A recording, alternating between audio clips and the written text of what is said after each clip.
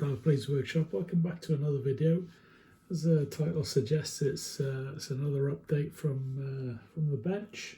I've had quite a productive time since the last time I did an update. I know these were only a work in progress at the time, but these are the centaurs from the Harry Potter film, and I've struggled for a while trying to come up with a recipe for the skin. I didn't want to go like a Caucasian skin. I've actually used some Citadel paints that they use for Beastmen. I thought they'd be perfect, and I think it turned out all right actually. And yeah, they're done. So I've done the same forest base that I've used on the other stuff, like the Thestral and Hagrid and stuff like that, just to make them fit in. And yeah, glad they finished. Another 4 off the list. So next up, we got some more Harry Potter. So I seem to be doing a lot of stripes lately. Ever since I did the Snatcher, I did some tartan on him, so you'll be seeing him next actually. And I thought I'm going to lay off the stripes for a while, but then I saw Peter Pettigrew, or Wormtail, as you can see on the left hand side there, and of course he's got a stripy suit. So I ended up doing him while I was in the mood. And then of course Tonks on the right hand side has got stripes again. So I'm vowing not to do stripes now for a while. I've had enough. A couple of people were asking me how I get the line so straight. It's just I use a bit of flow improver in my paint, so you get a bit of working time. So you can put a really thin line in using the absolute tip of your brush just to get that line, and use markers on the figure. Say like on Tonks, you've got quite a bit of room to work with up at the hips, and as long as you keep it the one on the left hand side of the hip, left hand side of the left hip, you can put a stripe right down the middle of the leg there, and it's just getting them equidistant either side then. So yeah, just take your time doing them, and it does come together. But no, good fun. I'm glad Wormtail's out of the way. As I say, the stripes were putting me off for ages, so I'm just happy to get him out of the way. Professor Flitwick in the middle, obviously he's got a inferiority complex, so I've stuck him on a stack of old leather books there, so just to try and increase his stature a bit. So that was good fun. If you remember, in the last update I had finished Bart Crouch Senior. This is his son, Bart Crouch Junior. I hate greys at the best of time, so I attempted to put a bit more interest in some of them. So they're mostly blue greys, and using then Payne's grey to get the shadows in. So that's like a really dark bluey grey ink that I can't remember who does it. Is it De La Roni or something like that? Really nice inks anyway.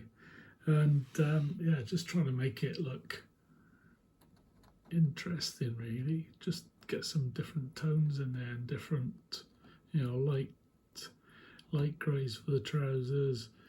The jumper is using Warp Fiend grey and Slash grey. There's a bit of pink in those ones. So yeah, I'm fairly happy. So as I say, there's another one off the list that I wasn't looking forward to, so we're getting through them now. Next up are the Snatchers. Again, another lot that I wasn't looking forward to paint, but once I took my time trying to figure out a colour scheme for them, they came together quite quickly. The the jackets on the two in the middle are basically military green colours, but I had a bit of fun with the jeans. So I've had quite a few nice comments on my Instagram account about how I did the jeans, and I was quite pleased with that because I tried to get a nice faded look on them, and they turned out really well.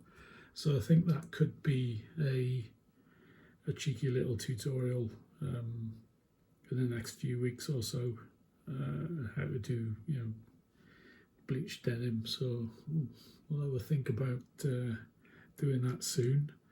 The other thing I was asked to do was the greys, like on Bart Crouch that we just saw, because they turned out quite nicely, and loads of people have been asking, they're probably in the same boat, they don't like doing greys. So I'll have a look at doing one tutorial for that as well. But really happy with these. They turned out really nicely. So yeah, another 4 off the list. So another one. Finished this one this afternoon actually. It's a due back from obviously Star Wars. You got a Stormtrooper right in there. I've actually done 2 of these. It's a slightly different colour scheme to the first time I did one of these, because I used like a blue-green, and then it was dark sea blue, and I think we went up to a blue-green colour, but I wanted a more desaturated, dustier colour, so I've stuck with blue-greys on this one. And I think it turned out even better, so really good fun to do. So you can play about with the leather pouches and everything on there, on the roll on the back as well. Similar colour combos with the blues and the oranges. So the oranges around the mouth, orange browns. I think they go quite well with the dusty blues. So that's one. Okay, here's the second one. Obviously same colour scheme, but I've got a different spot colour on the pauldron, using from orange down to a purple on the right shoulder there. Again, good fun to do. Didn't take that long really, but I just need to touch up that rear foot. Looks a bit over dusty compared to the rest of them, because they use pigments to get a bit more interest on the base. But no, good fun. I'm really enjoying the Star Wars stuff. So these are some work in progress stuff that I've got going now. I've actually got 2 versions of Darth Vader to do. And I'm starting to struggle already, because blacks are even worse than greys. So I'm starting to use a bluey grey, but I've added like a pale blue grey to it in stages, so it's slowly getting there. Might take a lot more work yet. I'm not looking forward to highlighting the helmet. I might just stick a gloss varnish on it. So that's the second pose I need to do. I'm not sure if I'm going to do an object source lighting from the red lightsaber yet, but we'll see. The other one is an officer, Imperial officer or specialist.